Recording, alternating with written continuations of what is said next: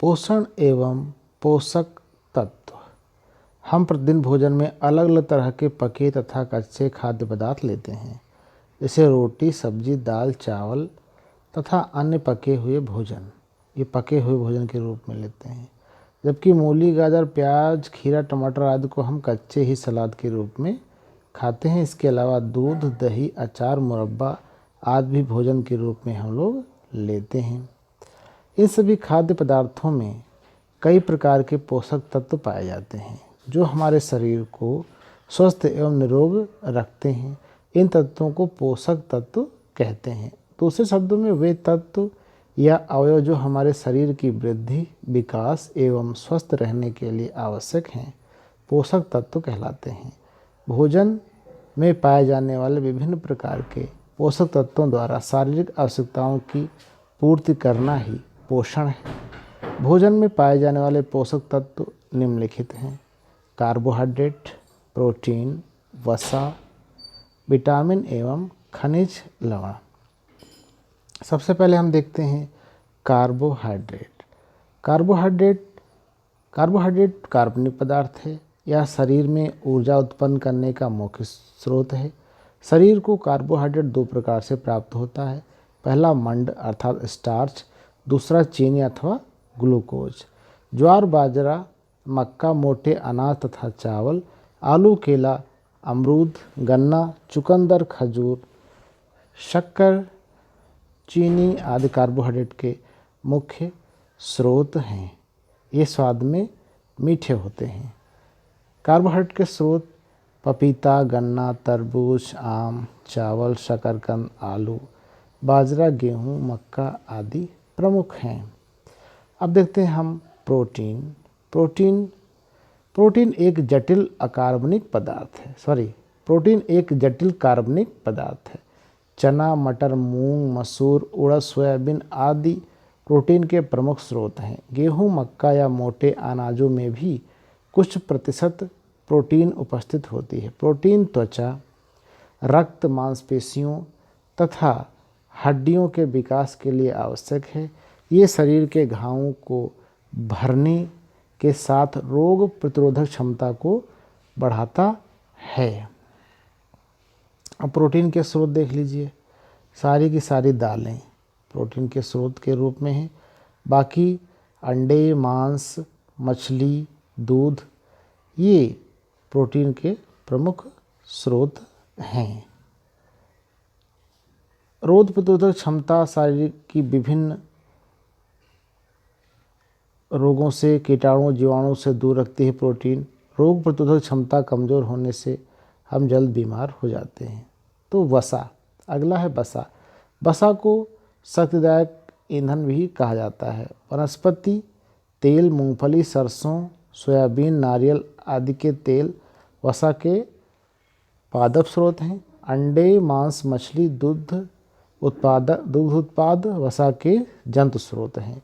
वसा की कमी से शरीर की कार्यक्षमता कम हो जाती है। इसकी अधिकता से पाचन संबंधी दिक्कतें हो जाती हैं। वसा शरीर को ऊर्जा एवं गर्मी प्रदान करता है। कुछ और भी पोषक तत्वों से प्राप्त ऊर्जा को कैलोरी में मापा जाता है। एक स्वस्थ व्यक्ति के लिए प्रतिदिन 60 से 70 ग्राम वसा का प्रयोग करना आवश्यक है। एक स्वस्थ व्यक्ति के लिए प्रतिदिन 50 से 70 ग्राम प्रोटीन का होना आवश्यक है। 1 ग्राम प्रोटीन में 4 कैलोरी ऊर्जा होती है। 1 ग्राम वसा में 9 कैलोरी ऊर्जा होती है। अब देख लेते हैं विटामिन्स और खनिज लवण। विटामिन तथा खनिज लवण हमें विभिन्न प्रकार की हरी सब्जियों तथा फलों से प्राप्त होता है। इनसे हमारे शरीर की विभिन्न रोगों से सुरक्षा होती है। विटामिन जटिल कार्बनिक यौगिक होते हैं। ये शरीर को सही से काम करने में मदद करते हैं। शरीर के प्रत्येक अंग को उसके कार्य अनुसार अलग अलग विटामिन की ज़रूरत होती है। ये विटामिन हमें भोजन से प्राप्त होते हैं। यद्यपि भोजन में इसकी अल्प मात्रा ही पर्याप्त होती है, परंतु इसकी कमी से शरीर रोगग्रस्त हो जाता है। अपने भोजन में विटामिन स्रोत को सम्मिलित करके हम शरीर को निरोग रख सकते हैं। मुख्य रूप से विटामिन को 2 श्रेणी में बांटा जाता है। पहला वसा में घुलनशील विटामिन, A, D, E और K। दूसरा जल में घुलनशील विटामिन, विटामिन बी और विटामिन सी। अब देख लेते हैं विटामिन स्रोत कमी उससे कमी से होने वाले रोग।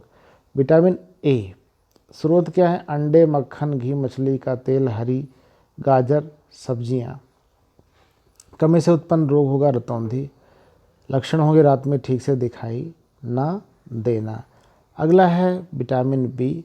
कहाँ मिलते हैं? अनाज के छिलके में, अंडा, मछली, दूध, पनीर। रोग कमी से उत्पन्न रोग बेरी। लक्षण क्या होंगे? होंठ और मुंह का फट जाना, हाथ पैर में दर्द, त्वचा का फट जाना। विटामिन सी नींबू, आंवला, मौसमी, संतरा आदि। कमी से रोग स्कर्वी रोग। लक्षण मसूड़ों में सूजन, दांत से खून आना। विटामिन डी मक्खन, दूध, मछली का तेल, सूर्य का प्रकाश आदि। कमी से रिकेट्स यानी सूखा रोग। लक्षण हड्डियां कमजोर एवं टेढ़ी होना। विटामिन ई अंडे, गेहूं, हरी पत्तियां आदि। कमी से होने वाला रोग पक्षाघात, पैरालिसिस आदि। पक्षाघात शरीर के अंगों का काम न करने को कहते हैं। विटामिन के सोयाबीन, हरी सब्जियां, अंडे आदि। कमी से होने वाला रोग रुधिर स्राव। लक्षण चक्राना, सीने में दर्द, दिल की धड़कन तेज होना। ओके, अब देखते हैं खनिज लवण। खनिज लवण शरीर की क्रियाशीलता को बनाए रखने के लिए अल्प मात्रा में ही सही किंतु अनिवार्य रूप से खनिज लवणों को भोजन में होना आवश्यक होता है। कौन कौन से खनिज लवण होते हैं? फ्लोरीन एफ स्रोत पीने वाला पानी, जल, चाय, समुद्री भोजन। उपयुक्त दांतों का इनामेल निर्माण। कमी से प्रभाव दांतों का इनामेल का क्षरण होने लगता है। पोटेशियम के मांस, दूध, अनाज, फल एवं सब्जियां। उपयोगिता जल संतुलन। कमी से प्रभाव निर्जलीकरण या डिहाइड्रेशन होता है। अगला है आयरन। कहाँ मिलता? मांस, अंडा, फलियां, अनाज, हरी सब्जी में। उपयोगिता क्या है? रक्त में हीमोग्लोबिन निर्माण में सहायक। कमी से क्या होगा? एनीमिया, खून की कमी, रक्त अल्पता। अगला है कैल्शियम। दूध, पनीर, हरी सब्जियां, फलियां आदि में मिलता है। हड्डियों व दांतों का निर्माण करता है। हड्डियों कमी से क्या हो जाएगा? हड्डियों व दांतों का कमजोर होना हो जाएगा। अगला है फास्फोरस खनिज लवण। दूध, मांस, अनाज, हड्डियों व दांतों का निर्माण होता है, हड्डियों दांतों का कमजोर होना। अगला है आयोडीन। मिलता कहाँ है? समुद्री भोजन से, आयोडीन युक्त नमक से। कमी से क्या रोग हो जाएगा? थायरॉक्सिन हार्मोन का निर्माण होता है और कमी से क्या हो जाएगा? घेंघा रोग हो जाएगा। जल एवं रेशेदार भोजन का महत्व। रेशे विभिन्न पोषक तत्वों के साथ साथ भोजन में रेशे की उपस्थिति भी अति आवश्यक है। रेशे अर्थात रफेज दरअसल फाइबर युक्त पदार्थ होते हैं जो सामान्यतः चोकर युक्त आटा, गेहूं, मक्का, ज्वार, बाजरा किसी का भी हो, दाल, दलिया, ताजे फल एवं सब्जियों में पाए जाते हैं।